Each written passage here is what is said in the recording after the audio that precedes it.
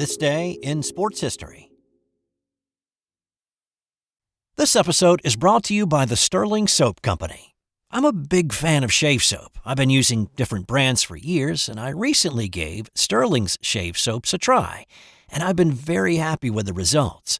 Sterling's shave soaps give you a great lather and a frictionless feel that allows the razor to glide right over the skin for a super close shave. No skin irritation and a clean, refreshing feel with no soapy residue after. I can tell you without a doubt, it's simply the best shave I've ever had. And my wife has noticed too. And here's the thing. With the ability to purchase 1-ounce sample pucks, you can try out different scents to find the right one for you. Give Sterling Soap a try today. Visit sterlingsoap.com. That's STIRLING soap.com. And welcome back to This Day in Sports History, a member of the Sports History Network. You can find more info, more podcasts, and information about a giveaway that I'm going to talk about a little bit later at sportshistorynetwork.com. It's February 7th, and on this day in 1985, Bruce Morris made the longest shot in NCAA basketball history. The Marshall Thundering Herd were hosting Appalachian State at the Cam Henderson Center in Huntington, West Virginia on this night, and with time winding down in the first half, Appalachian's Wade Capehart drove to the basket, but his layup attempt was rejected, and the blocked shot landed in the hands of senior Bruce Morris. Knowing that the horn was about to sound, Morris cocked the ball behind his head and let it fly. It happened very fast. If you remember the video, it was a line drive shot. So I knew it had a chance of hitting something because it was on a line drive. But it did happen so quickly. Before I knew it, I'm like, that actually went in. And everyone else was stunned just like me. The shot was initially measured at 92 feet 5 1/4 inches, but after reviewing the film, that measurement was amended to 89 feet 10 inches and was submitted to the Guinness Book of World Records for confirmation. Morris's shot beat the previous record of Virginia Tech's Les Henson in 1980 by 7 inches, and since this was the season before the three-point shot was implemented, his shot only counted for 2 points. The Herd won the game, though, 93-82. Now, Marshall commemorated the shot by painting footprints on the floor.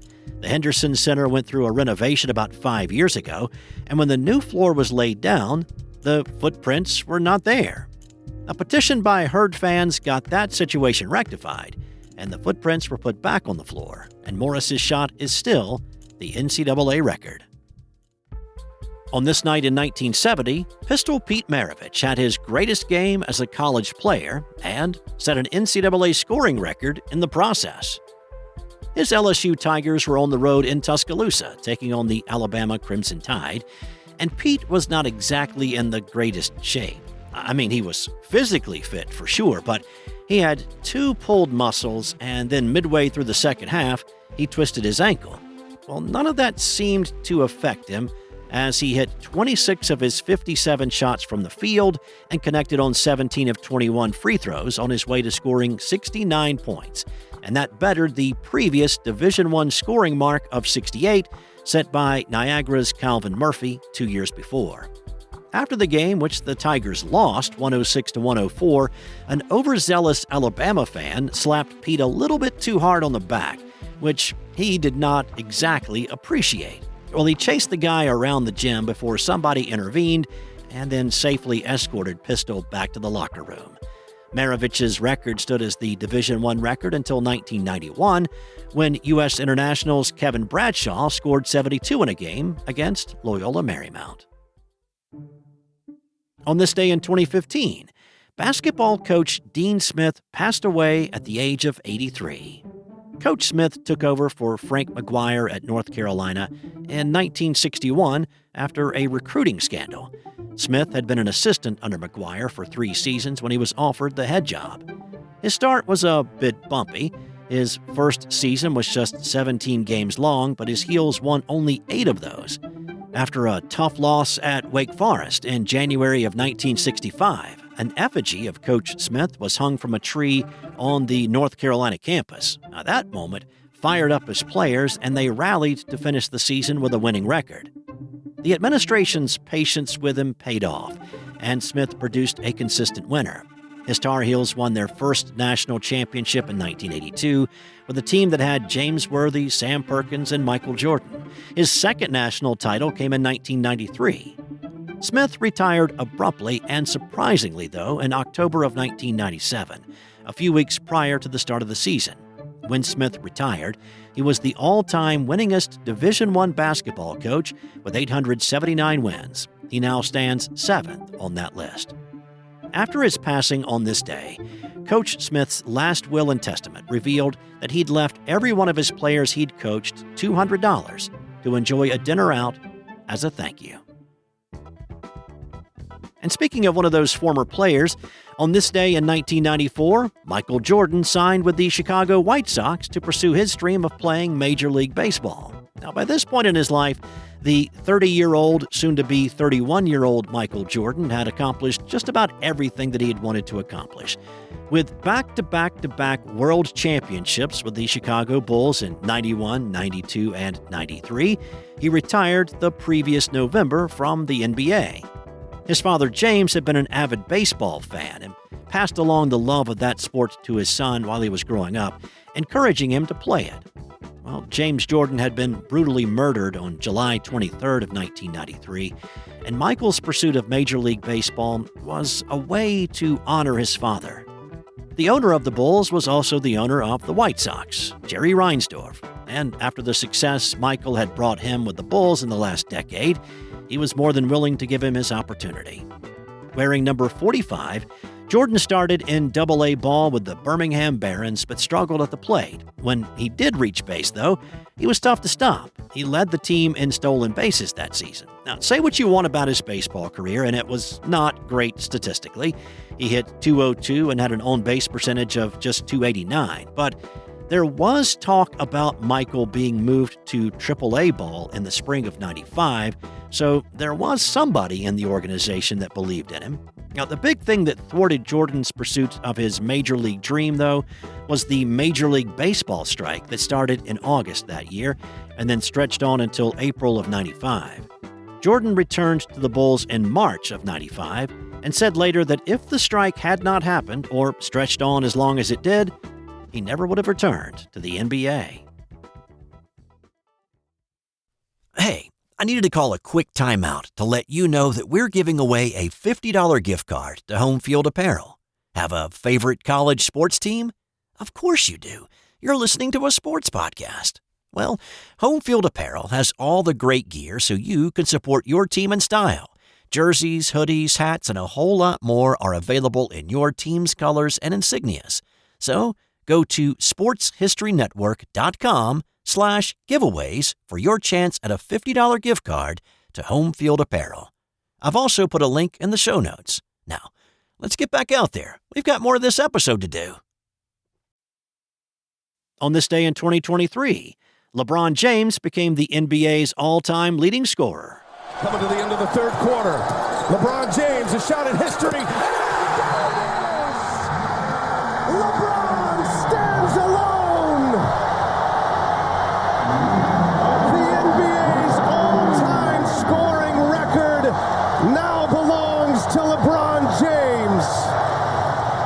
That gave him 38,388 career points in the NBA, passing Kareem Abdul-Jabbar at the top of the scoring list. The game was paused for several minutes to commemorate the moment, and he was joined on the court by his family, NBA Commissioner Adam Silver, and Kareem was on hand as well. Of course, King James is still building on his record. Prior to the Lakers game against Golden State last night, LeBron had 41,557 career points. On this day in 1993, NBA rookie Shaquille O'Neal collapsed the entire basket with one of his power dunks. Last game, Dennis Scott was starting. Bowie was coming off the bench as O'Neal follows it almost and does bring down the entire backcourt. That's one we haven't seen. The Orlando Magic were on the road at Phoenix on this night. Shaq Diesel rebounded a miss by teammate Anthony Bowie. He didn't break the backboard. Instead, the basket slowly collapsed and folded in on itself. They swapped the wrecked one out for a new one wheeled in from the back. Shaq finished with 20 points and 5 rebounds in a 121-105 loss to the Suns. On this day in 1976, Toronto's Daryl Sittler put together the greatest offensive performance of any NHL player in history. Sittler scored 6 goals and dished out 4 assists in an 11-4 win over Boston. His 10 points set an NHL record that still stands. Prior to this game, Sittler had been in a bit of a slump, scoring only 5 goals in the previous 17 games. His 10 points bettered the previous record of 8 held by Maurice Richard and Bert Olmsted. And wrapping up today's 7-story epic with what happened on this day back in 1962, Sam Snead became the only dude to ever win an LPGA event. So this was a little gimmicky. It was a 2-day, 4-round event played on a par 3 course. It was called the Royal Poinciana Invitational and consisted of just 15 players. 14 LPGA golfers with the likes of Patty Berg, Betsy Rawls, Kathy Whitworth, Mickey Wright, and Snead rounded out the field as the only male. Snead was trailing coming into the final round, but he rallied to win with a score of 5 under, besting the field by 5 shots.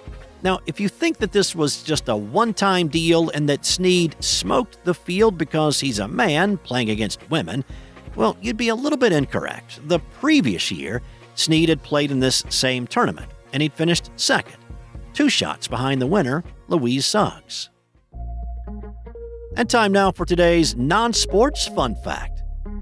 If you have ever enjoyed watching Bob Ross and the Joy of Painting, then you may be interested to know he painted 3 different canvases for each show.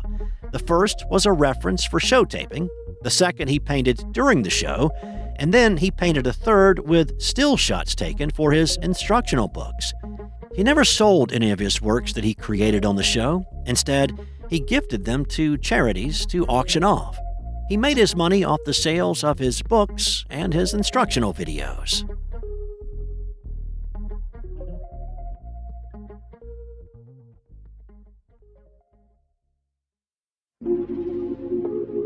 This has been an original Thrive Suite production.